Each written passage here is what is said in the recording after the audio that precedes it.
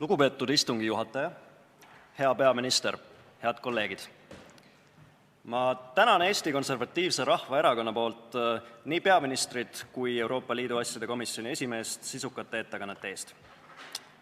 On hea meel tõdeda, et Vabariigi Valitsuse poliitika Euroopa Liidu suunal lähtub neist samadest rahvuslikest ja traditsioonilistest väärtustest, mille eest Eesti Konservatiivne Rahvaerakond on oma loomisest peale võidelnud.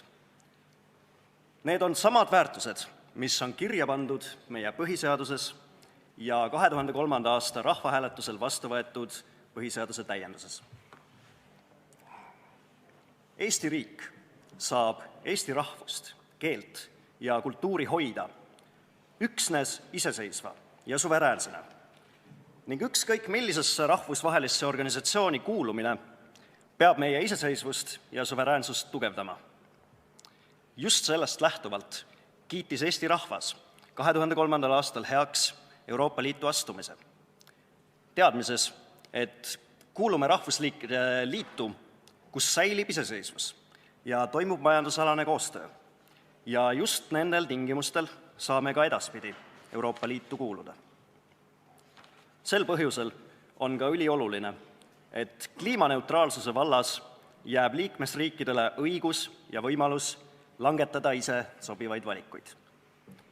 See võimaldab meil muuhulgas kasutada kohati põhjendamatut hüsteeriat Eesti hüvanguks.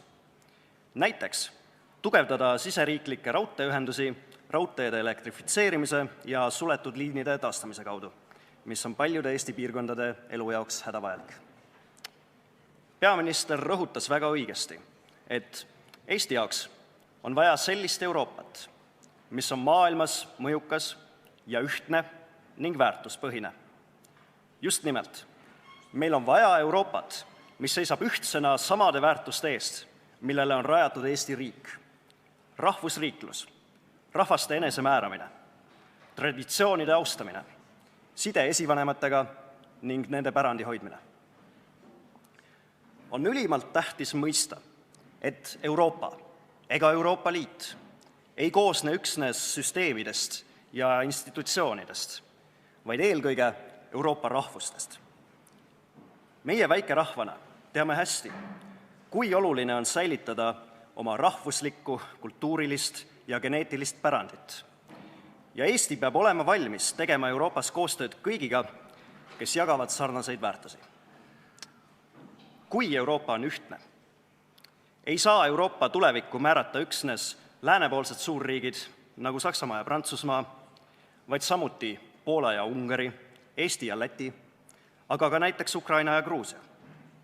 Just seetõttu rõhutas peaminister väga õigesti ka idapartnerluse tähtsust kogu Euroopa jaoks. Üks suuri ohte Euroopa rahvaste vabadusele on imperialistlik Venemaa. Olukorras, kus Ukraina on rahu nimel sunnitud tegema moskoviitide hordidele territoriaalseid järeleandmisi, vajab üle 5 aasta vabaduse eest võidelnud Ukraina rahvas kogu Euroopa toetust. Kui me ei peata idapoolset sissetungi Ukraina piiridel, langevad selle ohvriks järgmised ja järgmised Euroopa rahvad ning nende vabadus. Teine, sellega võrreldav oht, on läänepoolne sissetung kontrollimatu massiimmigratsiooni näol, mis seniste mastaapide jätkumisel ähvardab muuta Euroopa põlisrahvad vähemuseks oma maal. Nagu mainis ka peaminister, on käsitlus vabadusest ja inimõigustest eri maailma osades väga erinev. Need väärtushinnangud ja maailmatunnetus, mis on omased Euroopa rahvastele, ei pea olema ja ei saagi olla samad, mis kehtivad Aafrikas või Aasias. Euroopa rahvad on loonud unikaalsed kultuurid koos unikaalsete väärtushinnangutega ja ka see on põhjus, miks Euroopa rahvaid hoida ja kaitsta. 2 lisaminutit, palun. 2 lisaminutit kõnelejale, palun. 20. sajandi suurim mõtleja, suureurooplane Martin Heidegger kirjutas Teise maailmasõja eelõhtul sellest, kuidas tema ajal nii kommunistliku ida kui ka liberaaldemokraatlikul läänt valitsenud ideoloogiad tegid sama fundamentaalse vea. Mõlemad nägid maailma kui inimesele kasutamiseks antud ressursside kogumit. Heidegger nägi, et see ei viinud üksnes keskkonna arutu hävitamise, vaid ka inimese autentse olemise viisi hääbumiseni. Aga Heidegger ei olnud tehnoloogia vastane, vaid vastupidi. Ta uskus, et ainus lahendus seisneb tehnoloogilise tsivilisatsiooni lõimumises rahvuslike müütide ja arhailise väärtussüsteemiga, oma juurte taasavastamises.